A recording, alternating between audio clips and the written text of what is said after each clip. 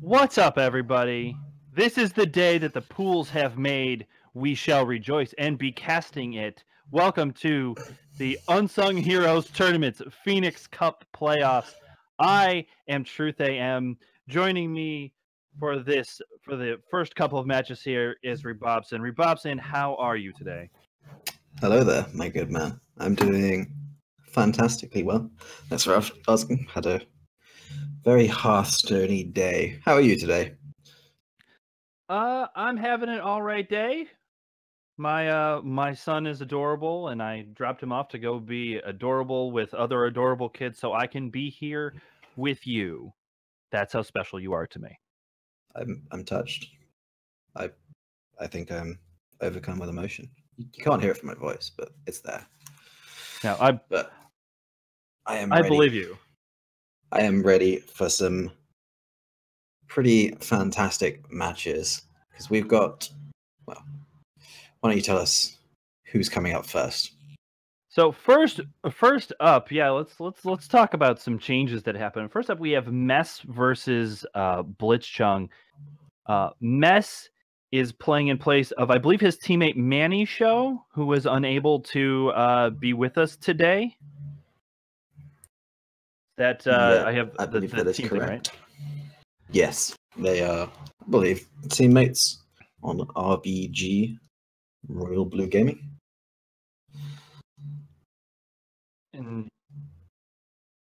Sorry, no, they are in fact different organizations, just both with. Yeah. Mess is the runner-up. Okay, so Mess was the alternate by lieu of being the person who got eliminated last. He was the runner-up. So Mess takes the spot, and we start looking at these lineups, and they're very similar. We have druids with a couple of exceptions. Both of them brought druid, but they're different druids. But we're not going to spend time talking about that because we all have been playing druid stone lately, but not in this match because both druids are banned. Yeah, I mean, I just want to briefly mention the fact that Mess's druid, well, it was banned. It was a Mechathune druid, so at least that was different. While Blitzchung's was just straight up token druid. I think we're all pretty familiar with that one.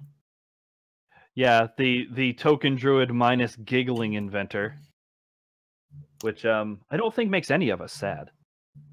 No, I'd say I'm elated, positively ecstatic. So both of them have Healzu, both of them have Odd Rogue, and let's talk about those differences that you mentioned, Rebobson. Blitzchung bringing Exodia Mage, and Mess bringing in Aggro Shaman. Yeah, no, I'm not. I'll be honest, I'm not sure which of these decks I want to talk about more. So, the Exodia Mage, I mean, I'm going to say it's exactly what you'd expect Exodia Mage to be, pretty much, if you had to think about it for more than 2 seconds, which a lot of you are very unlikely to have done recently. Like, it's got the whole kind of Freeze Mage package in there. We've got Frost Nova, Doomsayer, Blizzard. No, there's no Blizzard, actually. There's Cone of Cold instead of Blizzard. Yep. There's a couple of Ice Barriers in lieu of Ice Block, that card, which I'm sure none of us really miss that much.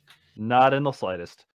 Yeah, and there is even a new card in there. Would you believe it? There's a couple of copies of Research Project to go alongside the copious amounts of card draw in the deck with Loot Hoarders, Novice Engineers, Arcane Intellects, all that kind of stuff. And then the Exodia combo is, of course, you play double Simulacrum on Sorcerer's Apprentice. Then you play Leyline Manipulator. Both those Sorcerer's Apprentices cost 0. Play Archmage Antonidas, 2/0 mana Sorcerer's Apprentices, 1 Molten Reflection for 2 mana, then the final Molten Reflection for 1 mana, and then you Exodia them in the face until they die. But Mess's Aggro Shaman is the other point of interest in these two players' lineups. Yeah, and I actually threw this together before we got started just to see, like, what is this deck like, and I mean, I'm not playing against Blitzchung. I'm not in a tournament. I played casual. But man, this deck puts out some damage and puts it out really fast. You coin Earthen Might can give you some extra value if you need it. Cult Master is a card draw engine when played right, which I'm sure Mess is capable of doing. Can just draw you through your deck. And this is going to be really good. Yeah, I'm very interested. Like when we're talking about pre-match, the way I thought of describing it most would be it's like the love child of Ungoro meta token shaman and good shaman. Like there is the corridor creeper unstable evolution kind of high roll potential. There's Thrall Deathseer. There's no shadow work, of course, but there are just lots of token generation minions, things like Primal Fin Totem, Saronite Chain Gang, Voltaic Burst, Fireflies, the Earthen Might you mentioned for a bit of extra gas. There's Flame Tongue Totems and Mana Tides. There's even a Spirit Echo as just that little bit of extra value. A couple copies of Bloodlust and a Storm Chaser to fetch that one of those Bloodlusts out the deck. So this deck does kind of make sense with a Druid ban, I'd say. It's obviously going to be hugely weak to Spreading Plague. So this is not a deck you'd be very comfortable with on ladder. But I think we are about to actually get into the game, in truth. So yeah, I'm hoping for aggro shaman versus Exodia Mage, to be perfectly honest with you. That's a match that I want to see happen. Yeah, I think the Exodia Mage is going to be, if we see it, it's going to be that point of interest because Mess's lineup is aggressive on aggressive on aggressive on aggressive, and Exodia Mage can only stop aggression for so long, especially playing 0 blizzards. Yeah, the absence of blizzards very much surprises me.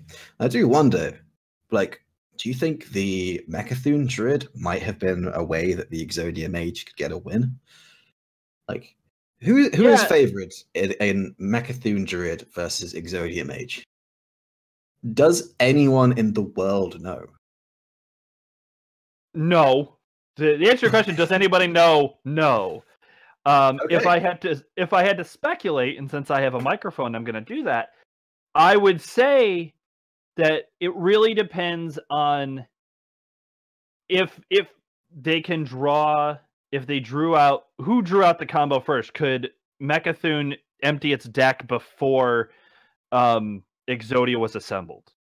Yeah, it would be interesting. It would just be battle of the card draws, essentially. A lot of these combo matchups happen, but we are in game 1. That matchup has not materialized. And we've got... And now we're in the Odd Rogue versus Odd Rogue. Yep, a bit of a more familiar matchup, I'd say. There's a few cards differences between these two players' lists, of course, as is wont to be. Mess has gone for 2 Blink Foxes, an Ironbeak Owl, and a single copy of Cobalt Scalebane, while Blitzchung has instead opted for a copy of Edwin Van Cleef, a Tar Creeper, and 2 copies of Cobalt Scalebane. So, just very small differences, but I am a big fan of the Edwin and the Tar Creeper in this. But neither of those important cards have really shown up just yet, and we're just going to see Argent Squires. Argent Squires. Interesting note on the mulligans. Blitzchung had Hench Clan Thug originally in the mulligan, and he tossed it. So I'll be interested to see how that play sort of turns around because he got a Vile Spine Slayer, so their opening hands ended up almost identical. Blitzchung also tossed back Leroy Jenkins, whereas Mess kept his, I believe. So we're going to see the removal of an Argent Squire. Blitzchung has got the Firefly. Oh, the flappiest of birds is now in hand. Yep, and Blitzchung crucially has Deadly Poison in his hand. Because that can deal with any of the 3 drops that Mess is going to throw down here. But none of those are even here. Yeah, Mess's deck counts from 1 to 5, and then daggers in the middle, apparently. So there's only a few options. What do you think is going to be in the odd rogue mirror, what's the thing that really swings it in one person's favor? This coin Valspine available to Blitzchung could be absolutely huge. That copy of Myra's Unstable, which Blitzchung has just drawn, but Mess does not, can just be so huge when it comes to players will start running out of gas. Their resources will be very evenly matched, and just being able to refill like that can give one player a huge edge. But the fact that Mess has these Blink Foxes is a bit of extra value, and does get a pretty fantastic card off of it in the Eviscerate. Yeah, Eviscerate is the card that when you're playing aggressive rogue, when you play odd, you just kind of look at Eviscerate and go, I wish I could have you. And Mess has, by running this Blink Fox, has gotten Eviscerate in odd rogue. So a deck building decision that has paid off in spades there. Yeah, and that extra little bit of reach can really matter. I think Mess must be debating whether or not to play this deckhand. Yeah. Just to throw it out there. Yeah, because with the Deadly Poison having already been ended by Blitzchung, this Blink Fox is going to die, and Mess needs something to stick on board for the time being. Yeah, and that's going to be that deckhand. We don't see a Cold Blood for that deckhand to deal with this, to just kind of clean trade with the Fledgling, but Fungalmancer would do it, but you don't want to play him by him just on one if you don't have to. I honestly think Mess has to go for the Fungalmancer here. Nope, instead we're just going to see a Tempo Vilespine. Tempo Vilespine. I honestly think that Vilespine is a more useful resource than Fungalmancer, especially with this hand. The Fungalmancer is not going to get value at pretty much any point in the near future. That's true, especially because Mess's hand, for Odd Rogue, Mess's hand is very heavy. Yeah, 5 drops, very heavy indeed. Yes.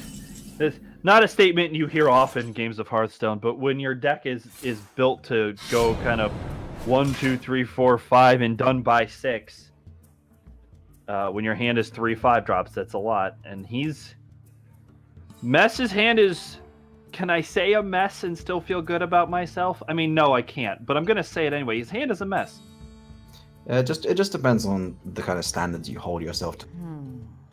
Not high enough. I wouldn't feel comfortable with that, but you do you, man.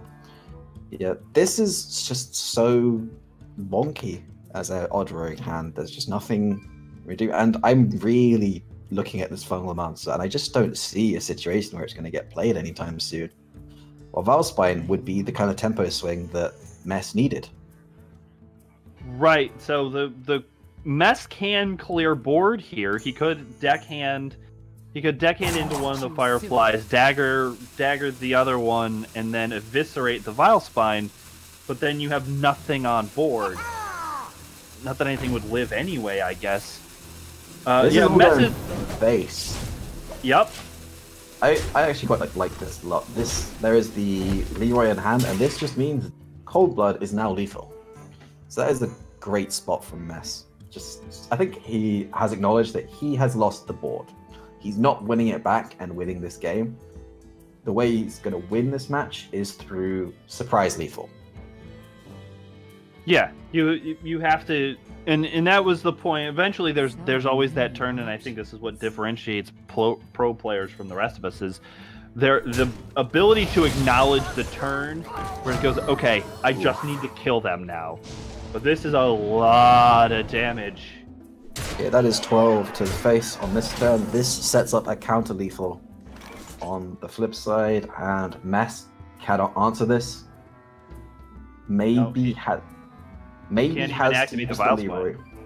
Yep, maybe has to use the Leroy just to take out the Firefly or the Vilespine Slayer. But recognizes that if he does that, then he basically has a 0% chance of winning the game from that point on, and just throws out the concede. Blitzchung takes it 1-0 with the Odd Rogue mirror. Yep. So now we have we're getting closer to an Exodia Mage game. Yes. It's still possible. It could be Healzu. Yeah. So we'll have to see what Blitzchung is feeling like.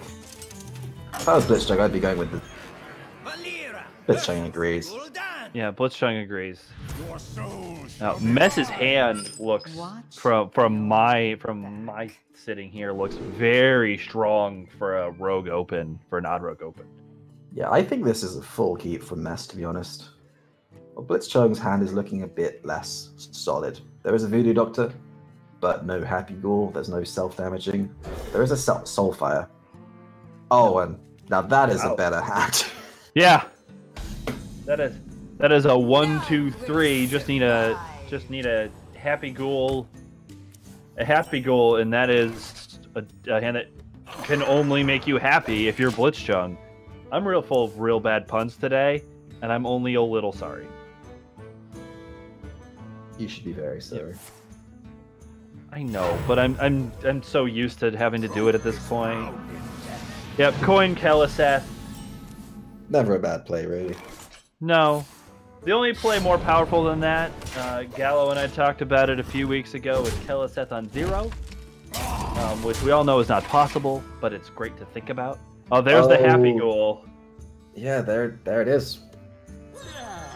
And this Blitzchung going to throw down the Soulfire here. It's got to be but you got to be wary of Henchman Thug.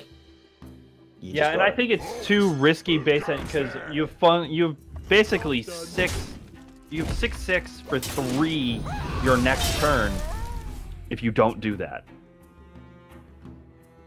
And Doomguard into hand as well. Now there's the question: do you play the Fungal Enchanter or do you Soulfire? The answer is Henchclan Thug. Yeah, Henchclan Thug cannot be allowed to survive. And hits the Doubling Imp. That's just such a fantastic card. Zoo. Yeah, but crucially, it does save the Fungal Enchanter Happy Ghoul play as well. And I think that's why he tapped first, so that he maybe didn't. Oh, and Light Warden. Yeah, Blitzchung is going for the maximum tempo here, but downside, Mess has a Vicious Fledgling, which is not dead. Right, but he also has a face that could be. He might have to use that Fledgling defensively. We'll have to see if he decides that. He also has Deadly Poison, so Mess can dagger. Nope. Fledgling, I'm an idiot. Fledgling has one place, and it is the face. I don't think there is ever a time where Vicious Fledgling not going face is correct. Oh, Sure. This Void River actually buffs up the Light Warden, so I'm not sure about that. I agree with this from Mess. Just play the Deadly Poison, kill this Light Warden before it gets too insane, and there's still the Vicious Fledgling to smash the face some more. Yeah, but the Fledgling getting stealth... Oh, Fungalmancer. The Fledgling getting stealth means it is significantly less of a threat, and this is 11 damage to Mess's face. Oh my god. Oh, and Fungalmancer in return... So this is 5, 10, 13, 17. So, if this is Fungalmancer, Deadly Poison is lethal if Flappy Bird hits Wind Fury, I think. So let's see, that'd be 5, 10, 16... No, it's one off. One off. One short. Oh no. So can Mess afford to go for it? I don't think he can. No, he can't because he's got... It's counter-lethal. Cruel Dinomancer does not help. In the slightest. There is not a single situation where that is helpful. I give up. Yep, and Wow. Mess has to concede again. I can't believe the way that game turned around. That Fungalmancer off the top from Blitzchung, as well as the Soulfire not discarding anything of particular value. The Doubling Imp was good, but it wasn't the big tempo swing that he needed. And that Light Warden as well. That was just a series of such fantastic draws from Blitzchung. Yeah, and proper patience to get the maximum value out of what his deck was able to do. But now we're gonna see it, Rubobson. We're gonna see it. Exodia Mage is happening.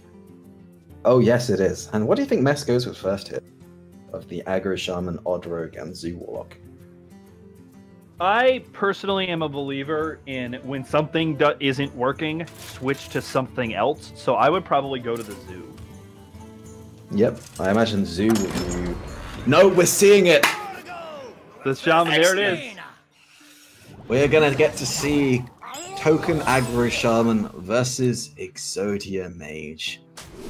Oh, and Blitzchung. I think you just keep that hand if you're Blitzchung. I mean, I think you definitely keep double Doomsayer. I'm not 100% about the Cone of Cold. Cone of Cold isn't really going to be active against what's going to happen. Yeah. Blitzchung again agrees with you, opting to swap it and getting a Loot Hoarder. Oh, that Arcane Artificer could come in big here. Mess, not a whole lot to do. No. He could have coined out the Primal Fin totem, but then it probably just gets pinged out, and that's why that Flame Tongue totem. If you have that Primal Fin had been out, that Flame Tongue totem, but there's no way to know, right? There is no way to know that that's going to happen. It could Primal Fin and coin Voltaic Burst to deal with this Loot Holder right here. The Overload is going to mean that that's on 2 mana next turn, which plays perfectly into this Flame Tongue totem. Yeah, we'll see if Blitzchung decides he's hovering it. Yep, the Doomsayer comes down right now. That's a double Bloodlust in Mess's hand right now. As soon as a board gets developed, it's going to be painful. But the question is, when could he develop a board? His hand is not conducive to creating anything. No, it is not. And this is the interesting thing about Thrall Deathseer in this deck, is that it removes probably your most important facet when it comes to board development in the Totem hero power. Yeah, it's sort of your Hail Mary, hey, I have a bunch of little things on the board, let's make it all something very, very different. Because there is nothing, I mean, the biggest minion in this deck is, I think, Corridor Creeper. I mean, technically Chain Gang has more stats, so I guess Saronite Chain Gang is actually his strongest play. Yep, it's a very low curve deck. The idea is just play loads of stuff and then Bloodlust. Yeah, and I really like this from Blitzchung, going for just maximum board presence, try and contest this Flame Tongue totem and get some armor out of it at the same time. And Earthshock will help deal with one of those if he opts to say, hey, I don't want you getting that much armor. Not that much, just some. Just some, just a little bit. But Mess Mess really needs that thing to survive. Mess just has drawn the deck in the wrong order here, but I think Mess is going to be very happy to see that. Yeah, I'm actually surprised Blitzchung put out Research Project. Mess has done nothing threatening as of yet. Oh, and he's going to leave the Manatide Totem up. Ooh. That's... Oh my god. The Glacial Shard Fungal Mounted combo is available to... Yeah, this is... Mess drew 3 cards. Mess drew 2 cards from Blitzchung, and then leaving that Manatide Totem up. That could allow Mess to just get back in this game. I am very surprised at the decision to leave an Arcane Artificer with its ability going alive. Especially as the Manatide Totem could have just killed it off with its newfound 2 attack. Yeah, and it would be a 2/4, which Exodia Mage doesn't have a whole lot of tools. Like, all of its clears are complete board clears. And would Blitzchung want to invest that much? We do see Frost Nova Doomsayer in Blitzchung's hand, so he does have a way out of this. Or out of any board that Mess could possibly develop. We might see this Glacial Shard come down. I mean, Artificer, there's no way that Artificer survived it. Apparently there is. Or I'm wrong, and we see Thrall come down right now. I'm very confused about leaving this Artificer alive. And those are just horrible. Oh, that is a low roll of low rolls. It's like, which one do you unstable evolution to try to fix? 5 mana 4/2, a 7 mana 4/4. Ooh, a 6 mana 3/7. Oh, and gives your minions Echo. I have been thoroughly confused by a lot of the avenues that Mess has taken this game. Yeah, it has been sort of a game of confusion. The Spirit Echo is actually going to nullify a lot of this Doomsayer play. Sort of. Sort of. Could go for the Evolve, one of these minions, to try and get some even more value. I would love to see him This is a evolve lot the of Spiteful Fireflies. Summoner. It really is. It can evolve the Spiteful Summoner into Tyrion, perhaps. Get yourself a nice weapon. Oh, but if he plays that Firefly, he can't evolve it. And I think this is just... He's going for the Bloodlust play. Oh, and evolve Glinda. But now this Doomsayer's going to go off. I guess it just valued the Flame Elementals more than the minions on board. I suppose. I mean, Blitzchung... We're talking a lot about Mess here. Blitzchung has assembled one Sorcerer's Apprentice and one Molten Reflection and no other pieces. Oh, I'm sorry, there's a Leyline Manipulator.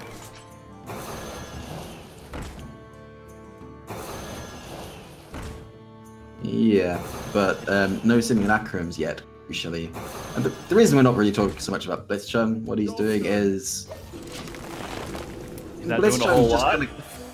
Blitzchung's just gonna kind of do his own thing, and again from Mess, choosing to evolve after the Spirit Echo. Can I throw out a I'm just a caster sort of opinion here? I feel like Mess might be a little bit on tilt, because we know Mess is a better player than makes more rational decisions than what we've seen happen this game. I don't want to say better player, but usually the decisions are much cleaner. Yeah, there's been a lot of questionable decision making in this game. Maybe it is this deck. Maybe it's something that Mess just thought, oh, this is cool, and hasn't had the practice in. But he has been playing quite fast. There have been multiple things, like leaving the Arcane Artificer alive for several turns, allowing Blitzchung to gain this much armor, was, I think, a big deal. Yep. The sequencing, the way he's done things. There's the Corridor Creeper, right on time. I mean, if by right on time you mean after both Doomsayers are gone and Blitzchung has no more removal quite to that extent, there's a Simulacrum. Yep, now it's just going to be dump hand, get combo, win game. And there's still both Frost Novas available. Yep, Blitzchung's going to make the optimal use of his mana at this point. Yep. The Leyline Manipulator reduces the cost of the Glyphed Arcane Intellect, so he gets to draw 2 more cards, and there are 3 cards left in the deck right now. It's unstable evolution time. Which is, it has to be. And I think at this point it's got to be something pretty spectacular. Mossy Horror ain't it? No, Mossy Horror's not going to be it. Oh, I see some lines moving. You got something that you got something with Rush. There's Gilnean Royal Guard. Raza's not gonna do it. Upgradable frame bot. I'm just trying to see if I can remember all of these card names by just like looking at them. Yeah, I'm surprised you got Gilnean Royal Guard. I did not remember that card's name. I just remembered it as the 3/8 Divine Shield Rush thing. So, I put it in. I tried making a Lady in White deck, and I put Gilnean Royal Guard in there. Naturally, of course, the Lady in White Gilnean Royal Guard combo, something to really write home about. But Blitzchung is going to draw the final cards in the deck here. Which is his other Sorcerer's Apprentice and a Simulacrum. He doesn't even need the other Sorcerer's Apprentice. So, this is the point where I get to say, my grandfather's deck has no weak cards, Kaiba. Screw the rules. I have money.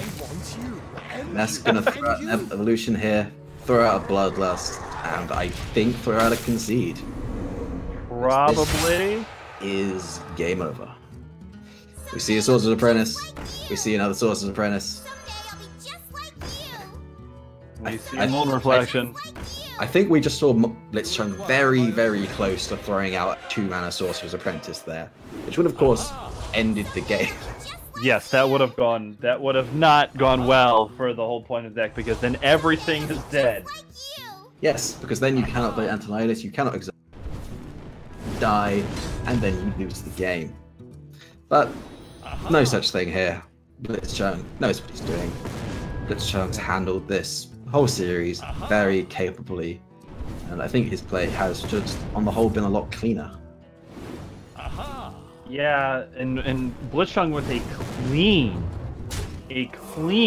3-0 on Mess.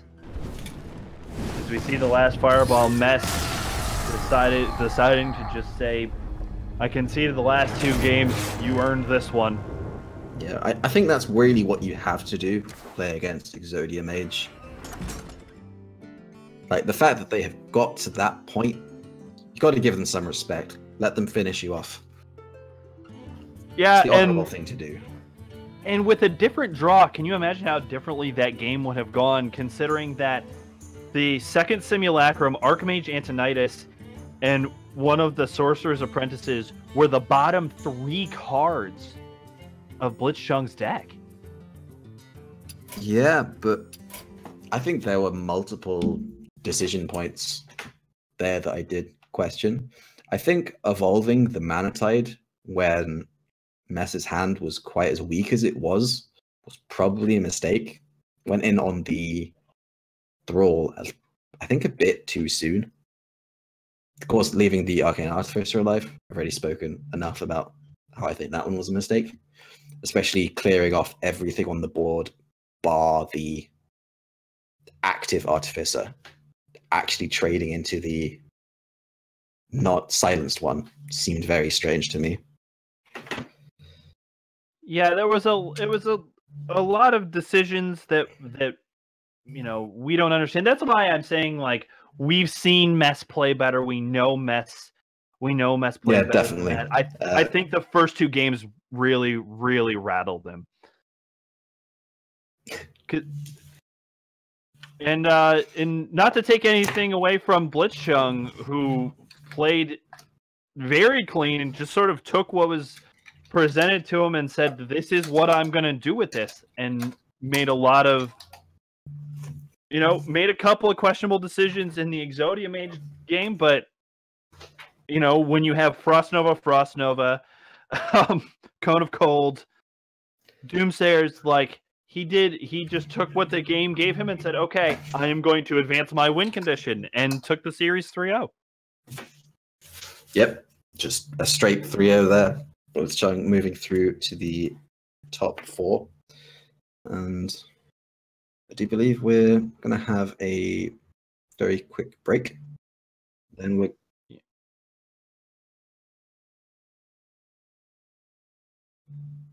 Yep, when we're going to have Tomlock from Sugoi versus Kyoto Esports Zamos. So we'll be back in just a few minutes with that matchup. Go get a drink, go hang out, and come back for match 2.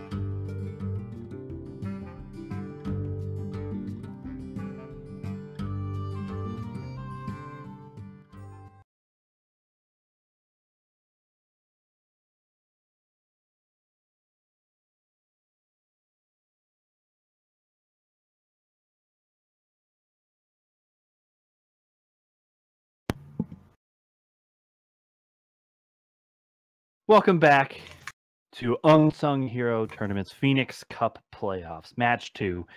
Truth, I am back here with Rebobson. We have Tom Locke versus Zamos. And Rebobson, I'm not ashamed to tell you, I am super hyped for these lineups. So am I, man. So am I. These are some very interesting lineups. There's a few of my pet decks in here, and I'm pretty excited to see how this one goes, because there's a few matchups in here that aren't the most conventional ones. Yeah, so Zamos brought Malygos Rogue, Malygos Druid, Tempo Rogue. Malygos Rogue is a thing, but he didn't bring that. Malygos Druid, Tempo Rogue, Mind Blast, Resurrect Priest, and Q-Block. His Q-Block is banned out. Tomlock brought Token Druid, Shudderwalk Shaman, Quest Rogue, and Q-Block. And predictably, with the lineup that Zamos bought, Cube Rogue. Now that's not a thing. Quest Rogue is banned out. I have seen that be a thing. It is sort of a thing. It's true. I'd just like to clarify that when we say Tempo Rogue, we do really mean Miracle Rogue. It's got the Gadgets and Auctioneer rather than Sprint, as well as. But there are like some tempo tools. There is Ziliax in there. There's the usual Falderay Strider, Hench Clan Thug stuff, as well as an augmented Elec. It's a pretty interesting take on it, and we really haven't seen Miracle in any capacity whatsoever for a long time now. So interesting that Zamos has decided to bring it to playoffs today. Yeah, I mean, it must be. He must see something or have expected something. But it is a strong. It's a strong deck. You have answers for things that if you brought, say, Odd Rogue, you wouldn't necessarily have.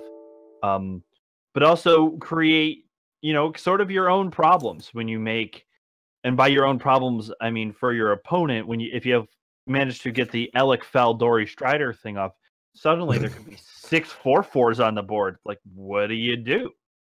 Yeah, that's a pretty sad moment. Once you play the Elec and all the spiders come out instantly, when that happens against you, you're just like, well, that happened. Oh well. And Tomlock's lineup is like, I think both these lineups they mesh very evenly into each other. And I think both players have maybe one question mark over their lineups. I think Tomlock's Shudderwalk Shaman is going to be a potential sticking point. It's going to be really important for Tomlock to get that deck across the line in particular, because it doesn't really line up very well against any of Zamos's decks. While Zamos has a question mark of a different kind, which is just simply, how well does Miracle Rogue do in the current meta against current meta decks? Like, we can, I think, safely assume that Miracle Rogue does not do very well against Token Druid due to the armor gain, the taunts, all that kind of stuff. Well, it's historically done quite well against Q-Block and quite well against Shudderwalk Shaman. So I'm really interested to see a lot of these different matchups, because a lot of them are very niche. And yeah, I think we're about to get started. Truth. Are you excited? Are you ready? Am I excited? Yes. Am I ready? Not quite. I just realized I don't have Zamos on my friend list, so I'm going to be playing with half caster vision. Excellent stuff. I'll do my best to keep you posted until you get on your friends list. But yeah, so you talk about Zamos's hand, and I'll talk about Tomlock's hand, and eventually we'll get it all figured out. Excellent, because we got a Druid Mirror, and judging by your casting, you're a big fan of these, right? Well, and here's the thing: it is so hard to have a true Druid mirror, right? Like, it's a Druid mirror. It's not a particular kind of Druid mirror.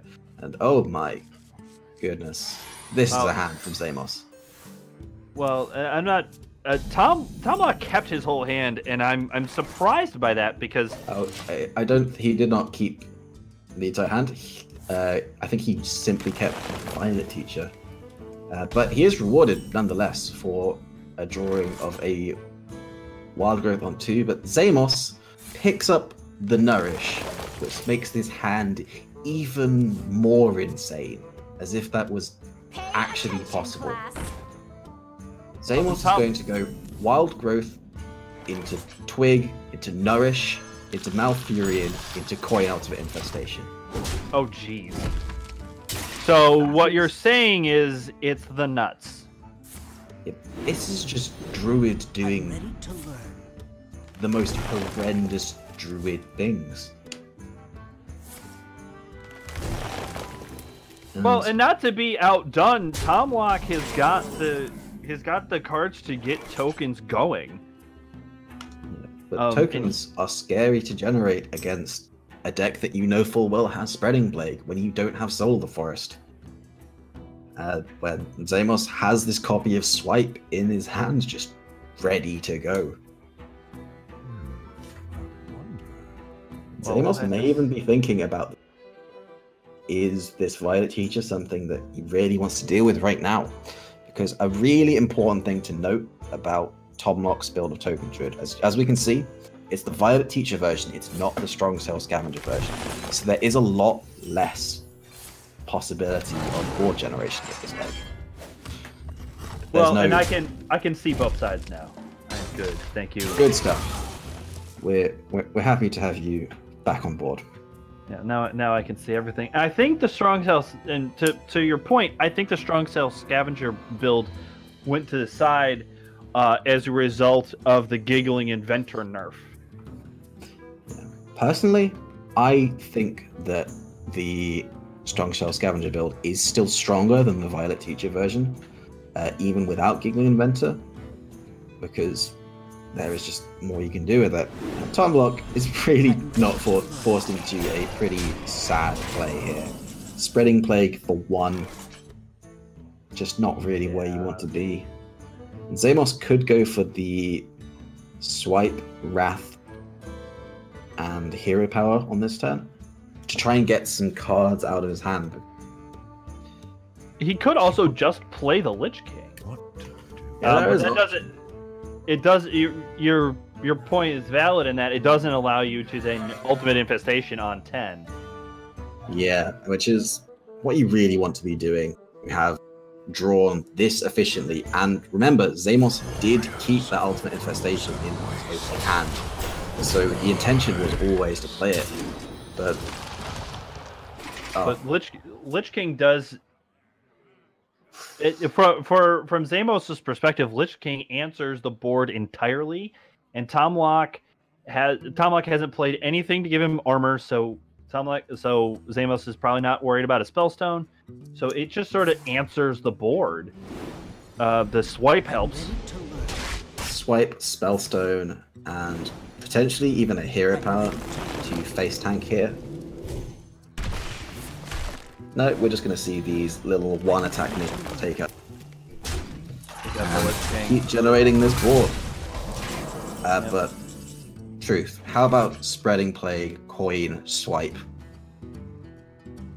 It sounds dirty and wrong, and that's why I have problems with Druid. The question that Zamos has to ask, though, is because Swipe is also part of your lethal. Do you hold on to it?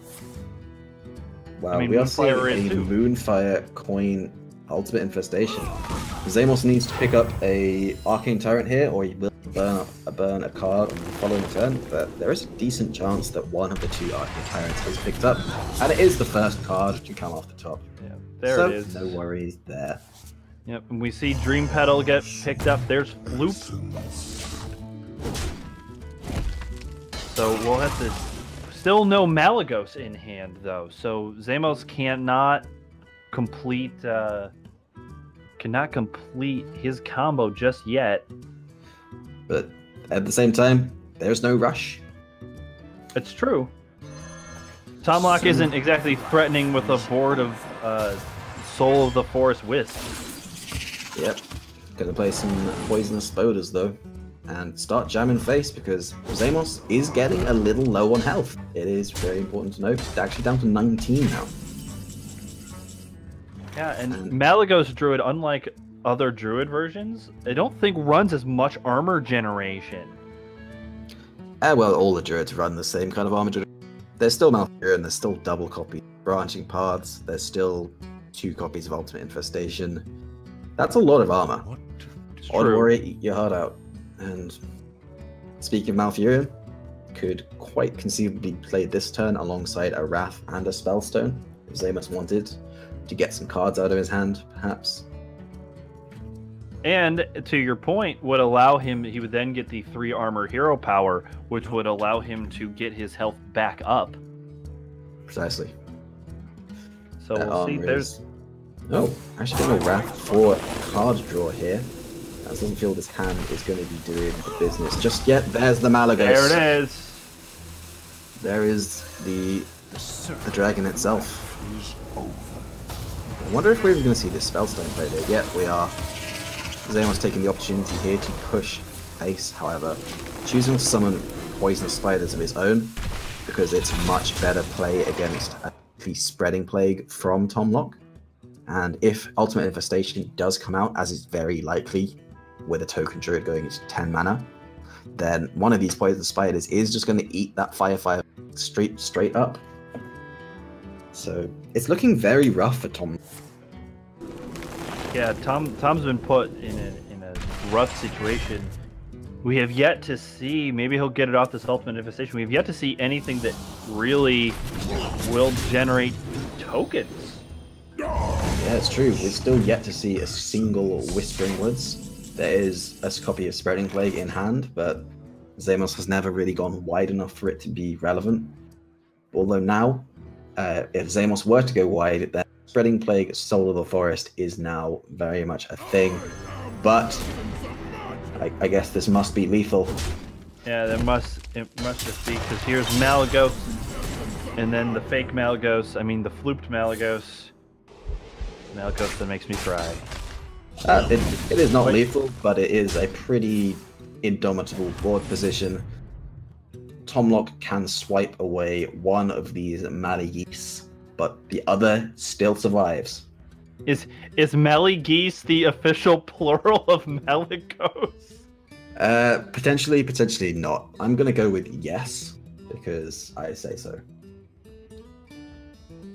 And Tomlok just, I think this is a very well illustrated checkmate situation from Xamos. With the second swipe in hand, anything that Tomlok tries to develop here is going to die to this second swipe.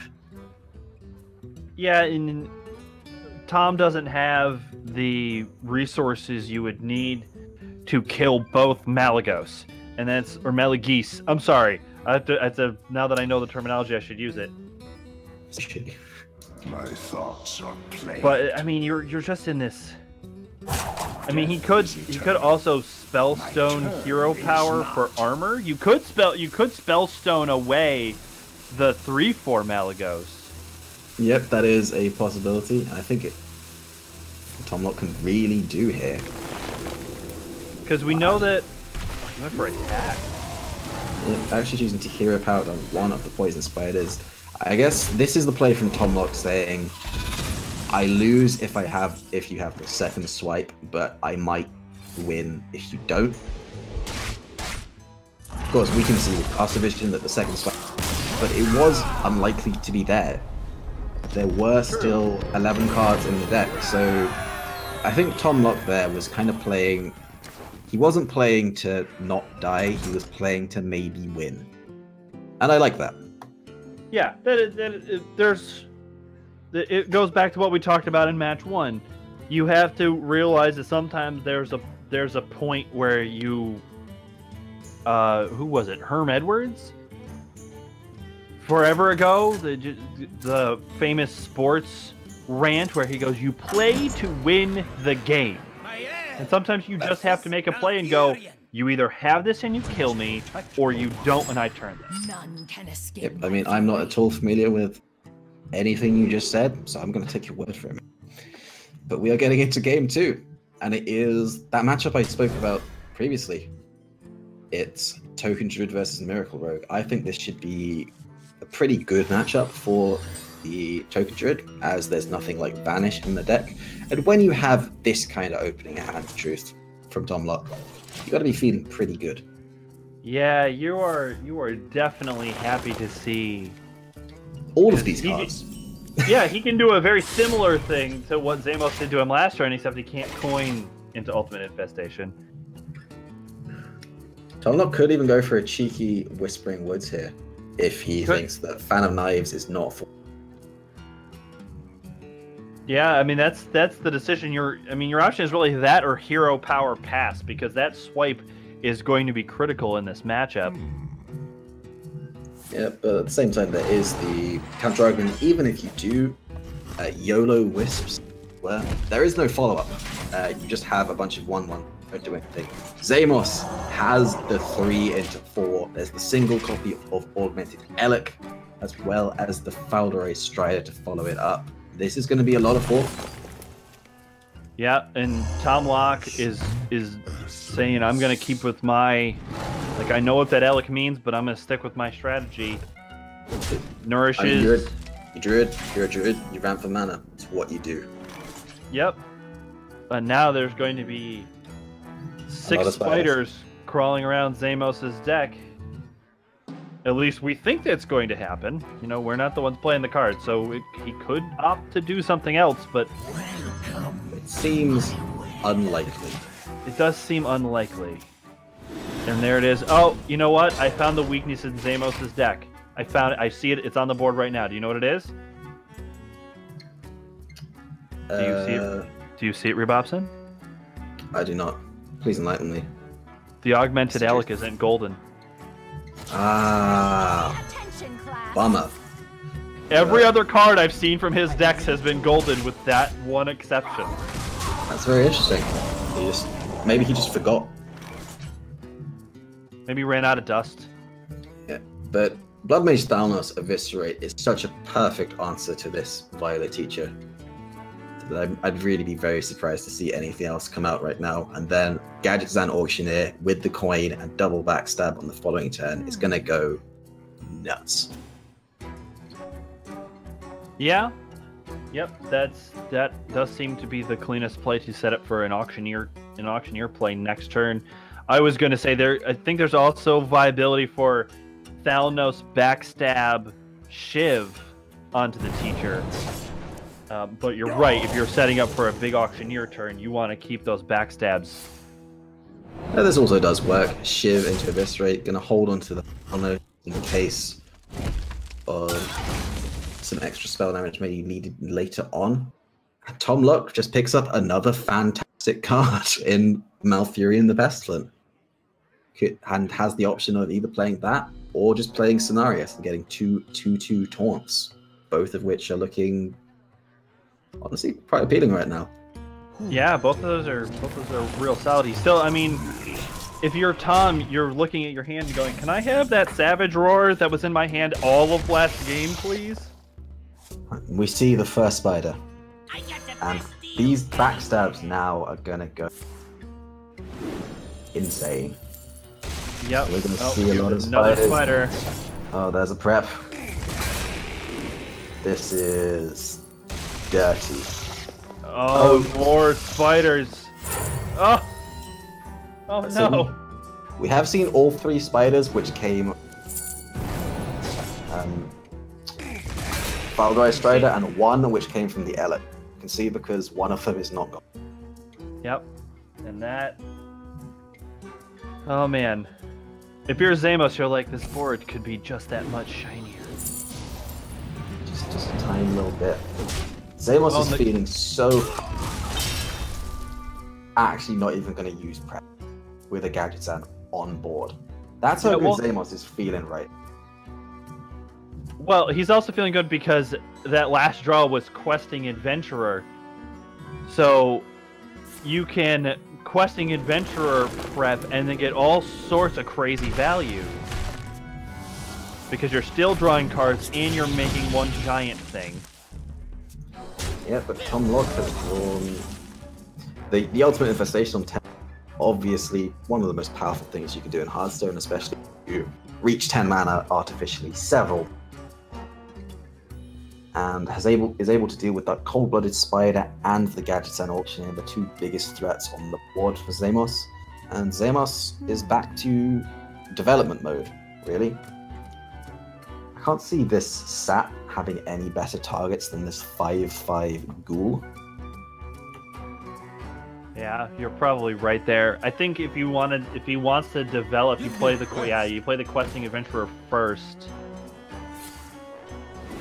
Shift Faith. I would not have expected. I think we see the prep come out here.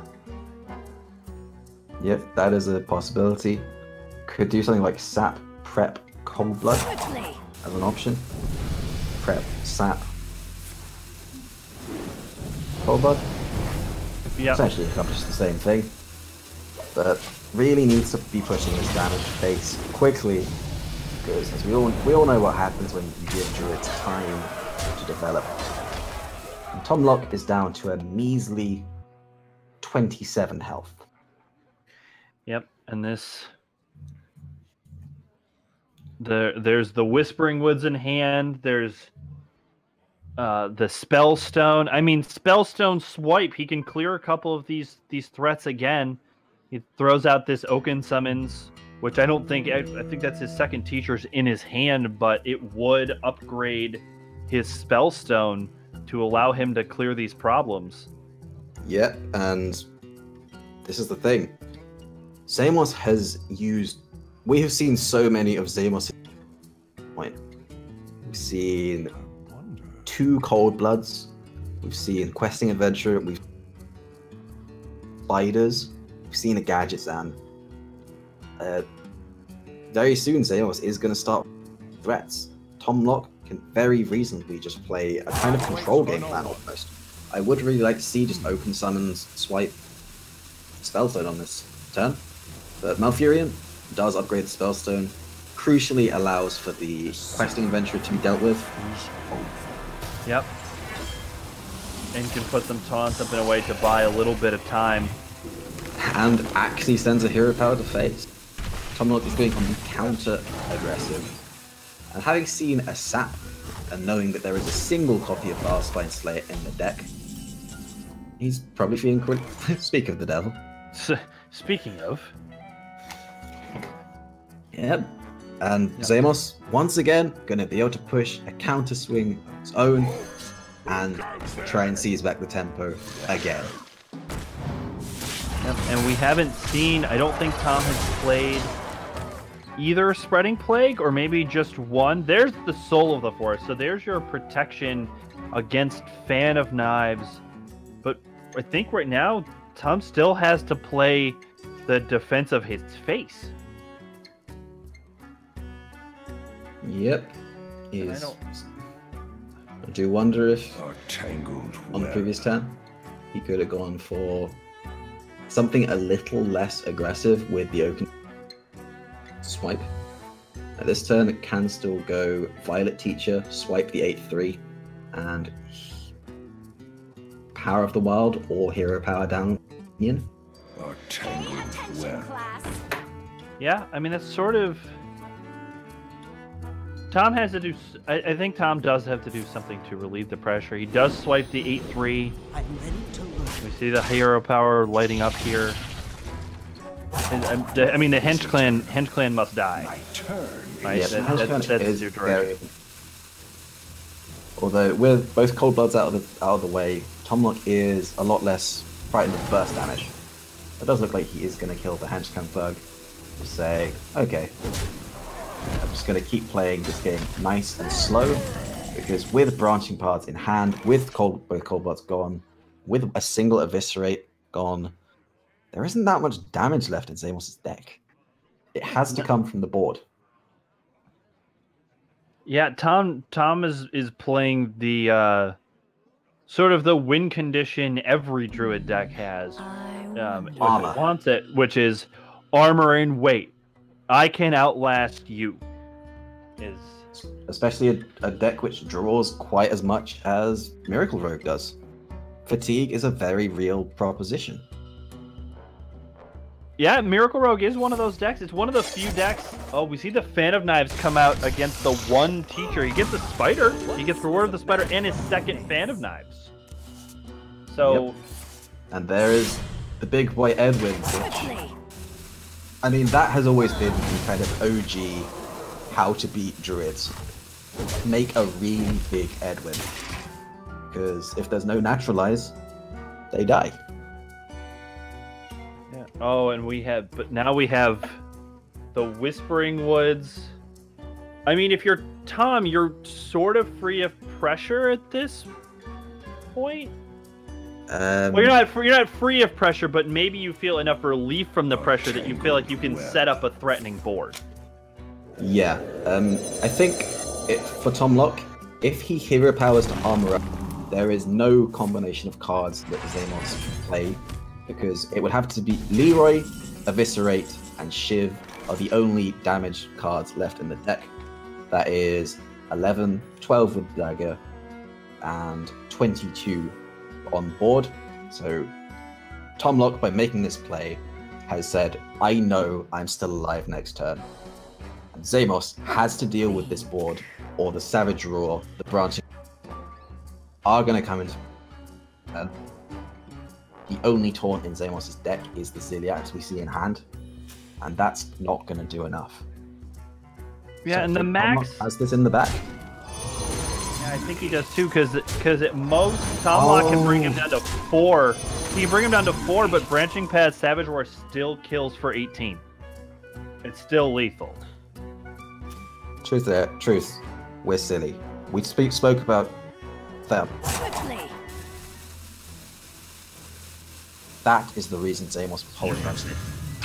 That is why we are casting. He's down there. That's true, and actually, and this even more so because I did not include Dagger and Ziliax in Zamos' ability to remove these 2/2s. That was a big swing. Yeah, that was. Oh, but that's also a pretty good card for Tom Locke to pick up, getting the Ultimate Infestation off the top there. And I don't really see any reason to not play it, to be honest. You do mill a couple cards. There is still an Arcane Tyrant left in the deck.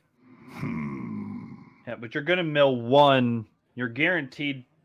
Well, you're going to. Let's see. He draws 5. Yeah, he's going to mill 1. Yeah, he will mill 1. Sure. But if he draws an Arcane Tyrant, he can play it, so he doesn't mill 2.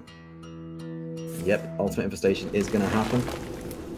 Yep. On the Ziliax, because he doesn't want to give Zamos any more health. There's a Spreading Plague. There's a second one. Savage Roar has been burned, and Kill a 1/1, make a 4/4. Fair and balanced. Yep, seems pretty good. Oh, I didn't include SA7 Agent when I was talking about burst damage previously, but I think it would have still been one-off with Leroy, SI, Eviscerate. So Tom Locke was still correct in his assessment of that situation, I do believe. And Spreading Plague, Soul of the Forest is now constantly a threat that Zamos needs to be thinking about. He still just hasn't been able to put together the damage because Tom Locke is just gaining armor with every turn. Yeah, because what Zamos' max damage right now is 11, 12, 18, 20 is 24, and Tom's at 29. Yep, it's just not quite there. No, it's just not. Yeah, here comes the Faldori Strider. Yeah, I imagine this can be Faldori Strider, SA7 Edwin. Yeah, that's exactly what we are seeing here. Edwin is a 6/6, which is okay. And Spreading Plague looks pretty good here. Oh, there's the Arcane Tyrant. Just a little bit too late there. But yep, Tom Locke can go Spreading Plague here, and then armor up and play second Spellstone to kill this Edwin off entirely, with no Fan of Knives left. Oh no, he's actually just going straight for Soul of the Forest. Going to set up for a counter-lethal of his own. And there's nothing that Zamos can really do about this. Nope. That Thalnos Fan of Knives play was very well done. But he doesn't have that a second time. Nope, and he doesn't have a Vanish either to clear this board, so Yeah, these Death Rattles are sticking. Sap is a mini Vanish. Sap does deal with one of these. That is true. Leroy theoretically deals with another if he decides to that he needs to clear that hard. But Sap gives him another 2/1/1.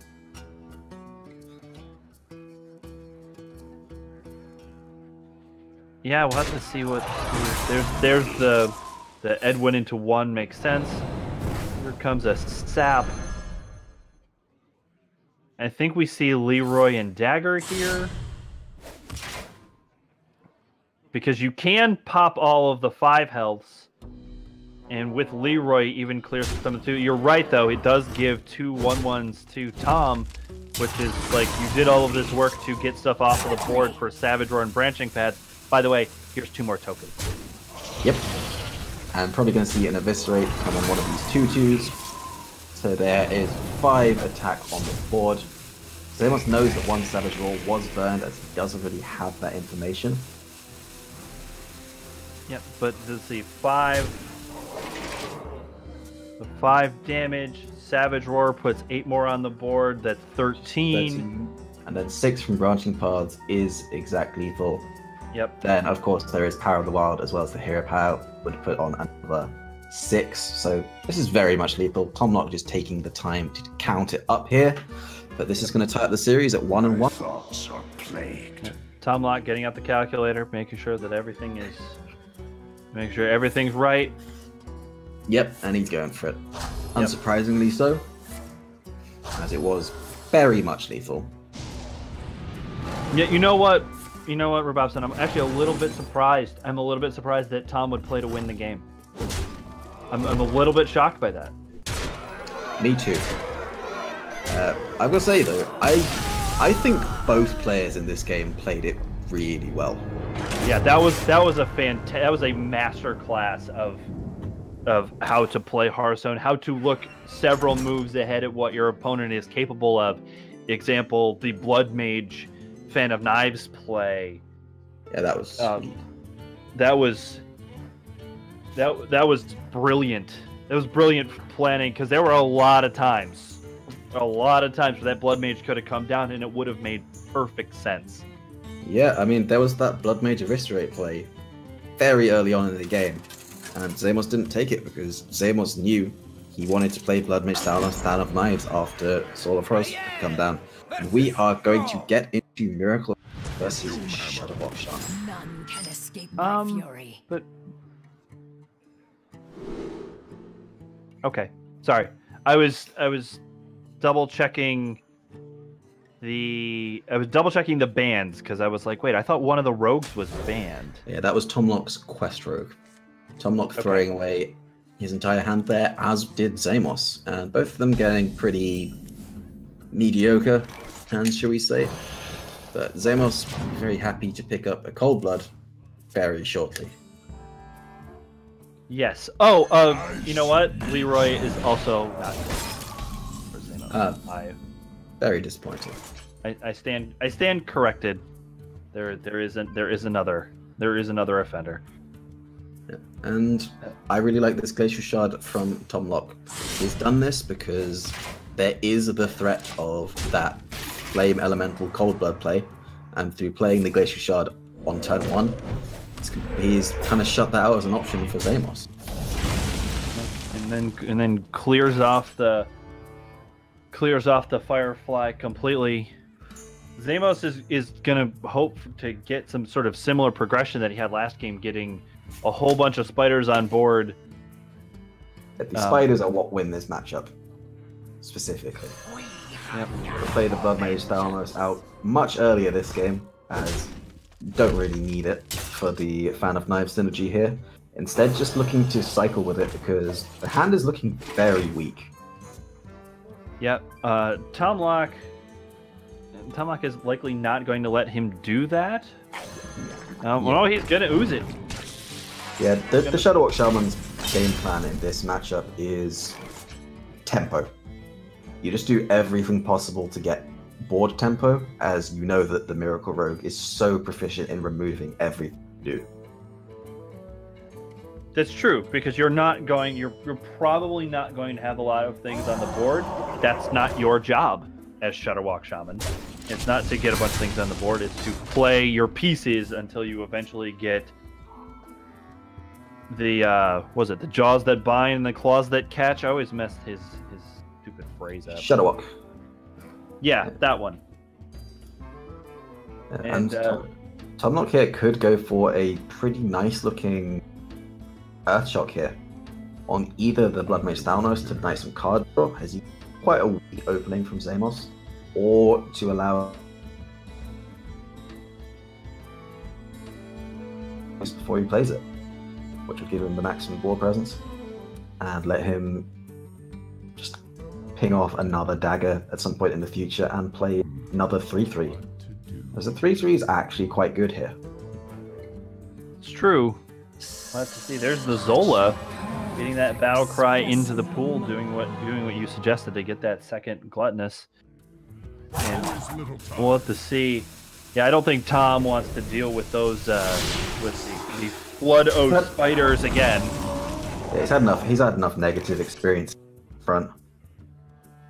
And Zamos could either go for a Ziliax to try and get board position, but he would leave himself in a very precarious position against Lightning Storm if he did that. Or use the spell damage to cycle this Fan of Knives, kill off Zola. And there you go.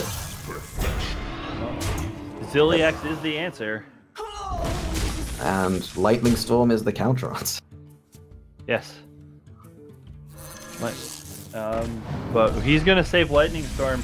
Tom Locke is looking ahead. Tom Locke is looking and saying, okay, eventually he's going to put a bunch of stuff on the board, and I want this Lightning Storm to get maximum value. Yep. Very valid. Very heads-up play. Zamos. Hench Clan Thug off the top could become a 4/4. Ziliax can get rid of this Life Drinker if he so chooses. But if you're Zamos, you really need to be pressuring. Like, Tom Locke needs to be dying. 30 health is far too much at turn 6. Yeah, Leroy does 6, not 6 times 5. Zamos needs to get that board pressure. What Zamos really needs is Foul Ray Strider. Oh, and here's even the Leroy prep fan, and now holding onto that Lightning Storm from Tom Locke, really paying off. Oh, and Cold Blood off the top as well. Yep. But the question is, do you use the Cold Blood to push the damage now? And I really like what Zamos doing here. He's keeping his board at 3 minions as was my control tech, very prominent card in all forms of Shudderwock Shum. Tom Locke has such a clean turn in the Lightning Storm. Very nicely held onto on the previous turn, and then Mana Tide onto an empty board. Draw some cards, and Zamos would have to expend a sap just to deal with this Mana Tide totem. But Elven Minstrel is too much good to pass up with the Hench Clan Thug. Yeah, because now you're setting there. Oh, there's two big cards in your hand. But again, coming a turn or two later after you've just made some big, played a lot of cards from your hand sort of plays. Oh. Edwin and Questing, you wish you had. Oh, there's a song. Yeah. And you've seen Leroy and a Cold Blood. Yeah, you have Leroy, you have Cold Blood, you have Volcano in hand, so now he even has Volcano. I mean, that Acolyte of Pain is likely not going to survive to the next turn, but he would have Volcano Acolyte of Pain. And Michael W. Smith would be proud. Healing Rain is coming down to bring Tom back up to 28. That's a reference only I'm going to understand, and I'm not sorry about that one either. Yeah, I've literally got no idea what you just talked about. There's a song in existence called Healing Rain, and every time I see Healing Rain get played, I think of it in my head. Wow. I've learned something today, and I thank you for teaching me. Zamos has a really awkward spot here. Does he go Questing Adventurer, Shiv, Edwin? Does he just go Questing Adventurer, Edwin, and Dagger to try and start buffing up his Hench Clan Thug? Gadgets and Auctioneer for a single... Yeah, for one card. Is rewarded by the second Gadgets and so at least something. One, yeah. Zamos is going to ignore the Mana Tide here because he knows that if Volcano comes down, it's going to take out the Mana Tide. If it doesn't, well then, it hasn't come down, and you're thrilled. I do almost wonder if there was, and here's that was into volcano. Yeah, that was just there it is. The Acolyte Volcano was exactly 15 health on board. Like, I don't think Zamos could really have played around second Acolyte Volcano without playing into Mind Control Tech. Well, that wasn't the second Acolyte. That was the Acolyte he sapped. But I do wonder if there was. Yeah. I do wonder if there was some value. Now you don't have. You have to just play as if second Volcano isn't in hand. But I wonder if there was sort of an odd counterplay if you did do the questing adventurer Shiv into Edwin play, just putting a bunch of health on the board, saying you better hope that Volcano's really, really good. Yeah, I think that's the play I would have gone for myself. Tomlock's just going to try and put some stuff on the board to delay here and hope that this Hagatha is going to get a lot of work done on the following turn. Yeah, we see double Faldori Strider. Finally. And, yeah. Well, we also see, Zamos has Auctioneer, Prep, Shiv, Edwin as well. So there's a couple of completely valid lines that could serve Zamos real well here. Yeah, the thing about playing Gadgetzan on this turn is second once the spiders are in your deck. Because you want that Gadgetzan to be pulling spiders from your deck. That's true. And if there are no spiders, then you're not getting anywhere. That is a valid point, and Zamos knows that, and you know that. I need to learn that apparently. So he opts to shuffle in the spiders. Tom has Shudderwalk. Let's see what he has. Hagatha. He's played a Chain Gang. He's played Glacial Shard. He has played Zola. He has played a Life Drinker. And one Saronite Chain Gang. He has the second Chain Gang. So there is. And he has Grumble. Full combo. Well, he hasn't grumbled yet. Yeah, he hasn't grumbled. But I think Tomlock's plan for the time being is more likely to be just survival. Like the Hagatha Battlecry killing off this 5/3 questing adventure is, I think, too good an opportunity to pass up. The 3/3 can hit one Faldori Strider and allow a second one to die, and then you can just Glacial Shard to keep freeze the third one. And get the spell from Hagatha. No, we're going to see a Glacial Shard Grumble. Tomlock, by doing this, he's actually setting up to allow for, at any point, he can just push the button on Shudderwalk, and there is a chance that it will go. If he gets to play the second Chain Gang before that, then fantastic. He's got an even higher chance of doing it. If he gets the Hagatha Battlecry in there, then once it starts cycling together, Shudderwalk's just going to be a fantastic way of dealing with all these 4/4s, which are likely to come out from Zamos. Zamos now knows he needs to get going. Yeah. He needs to find a way of removing this Grumble, first and foremost. Picks up the Vilespine Slayer just a little bit too late. Yep, Zamos is ready for a miracle. We'll see where this goes. The Prep, Shiv, or Eviscerate, he can just straight kill Grumble one way or the other. But and he has to. Get some spiders. Yeah, he has to. And that's so much damage that's going into Grumble.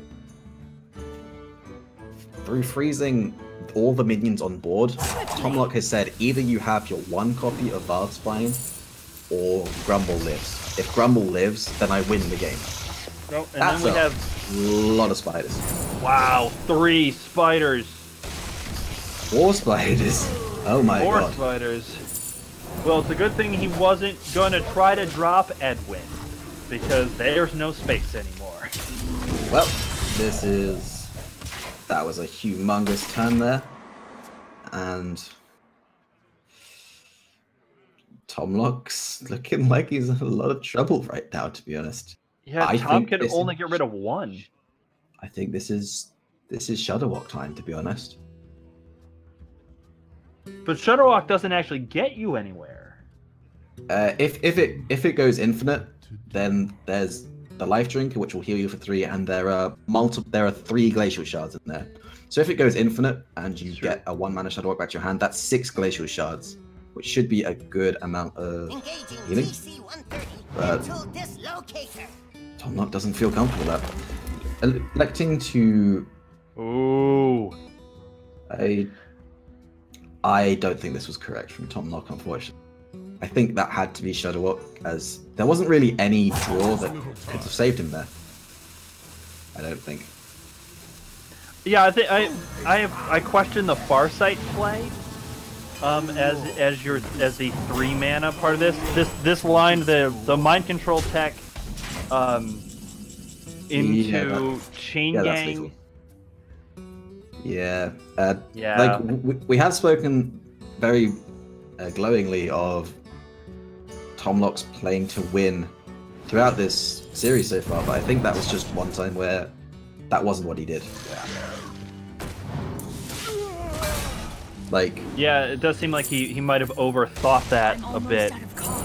Okay, that had to be a Shadow Walk turn, I think.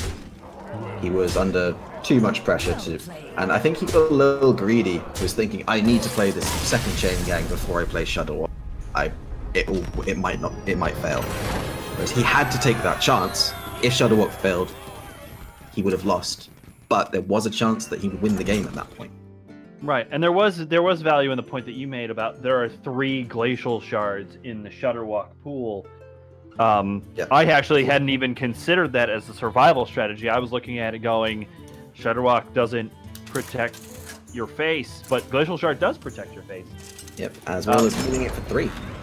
Yep, Zamos is now up 2-1, and we have Shudderwalk. Tomlok brings back the Shudderwalk into Mind Blast Resurrect Priest. Now, this is a really strange matchup as they go. It's all about just drawing insanely quickly. Yeah, it's sort of about who gets to your combo first. Yeah, and of course, Tomlok does have the option of using Hex to disrupt Zamos' Resurrect pool. So things like the Spellstone can get screwed up a little bit. Right, and that's where you have to, if you're Zamos, you're hoping for your Shadow Essence to pull pull your Malagos or your Velen,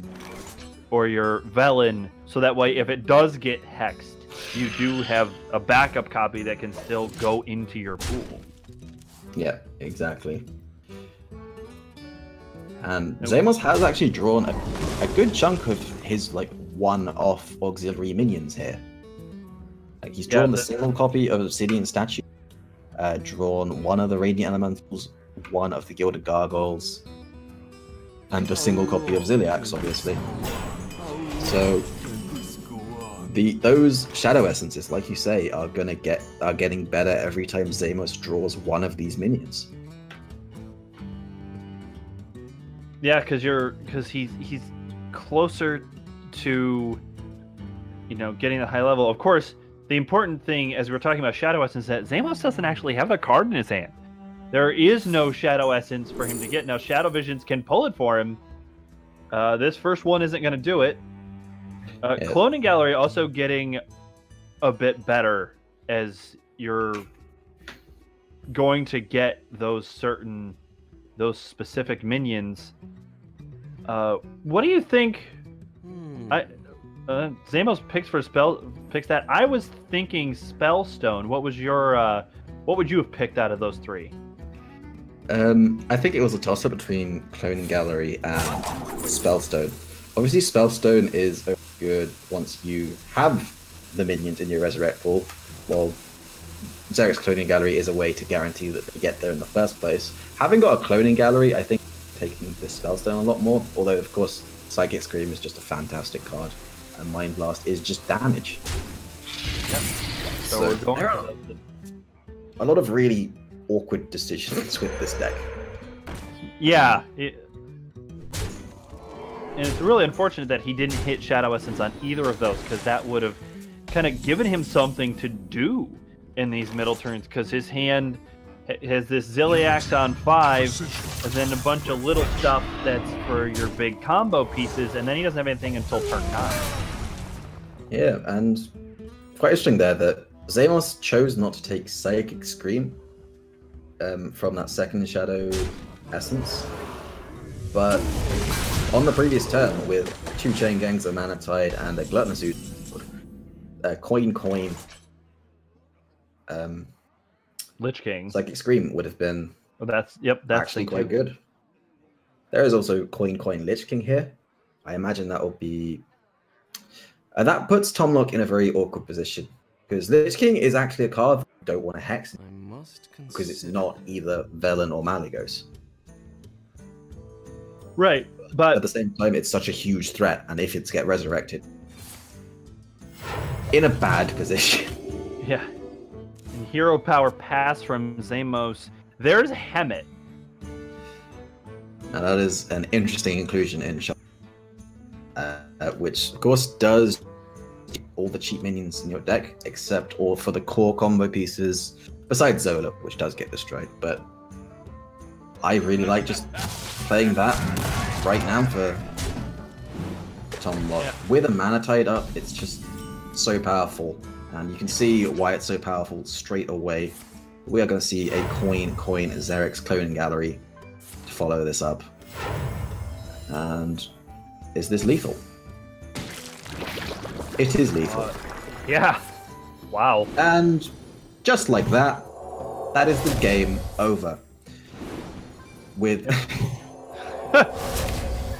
what the play-by-play analysis is Tomlok is dead.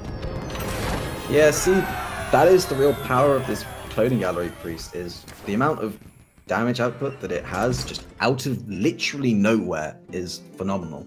And the good players with this deck are the ones who are able to recognize that in advance. Like Zamos clearly did there. He saw the damage stacking up in his hand because he already had a Mind Blast and a Holy Smite. He'd taken a Cloning Gallery. He knew that Malygos and Velen were both still in his deck, as well as Blood Mage Thalnos. So he figured that if I get this Cloning Gallery, it's going to allow me to push some serious damage. And as it turned out, it was just enough to end the game and the series, winning 3-1. It was like I said at the start, that Shudderwock Shaman was the question mark for Tomlok. In the end, it just got punished by Zamos's faster anti-control decks. Yeah, I mean, when you have a question mark in your lineup, in the end of the day, it either turns into a period or an exclamation point for you, and it changed into a period for Tomlok and sent him out of the playoffs. But really, really quality play from both of them. Throughout the series. Yeah, I mean, I think I literally have one quandary with either player's play, and that was simply Tomlok not playing the Shudderwock against the Miracle Rogue. I think that was maybe the single questionable play throughout the entire series from both players. It was a really close and really well played game on both sides. So I'd like to give my congratulations to both players on a fantastic series. But of course, a special congratulations to Zamos for making it through to the semifinals. Yeah. So we'll see Zamos in the semifinals. We're going to head to a break right now. And the next match 3, is Dragon Rider versus Pelletier. Rubobson, it has been a pleasure, sir. And I hope you and everyone else enjoys the rest of the playoffs. Thanks very much, man. I've had a great time. Cool experience casting with you. And I hope the rest of the tournament is as good as it's been so far.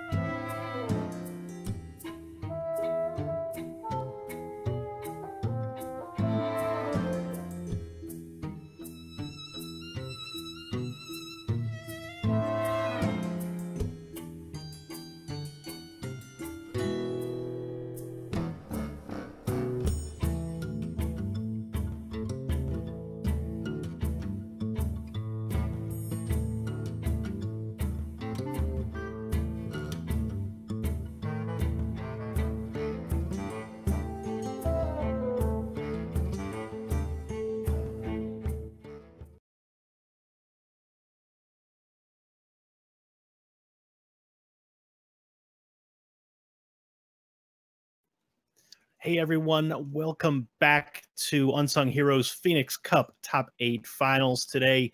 Just a quick message here from Cinder and Wicked Good.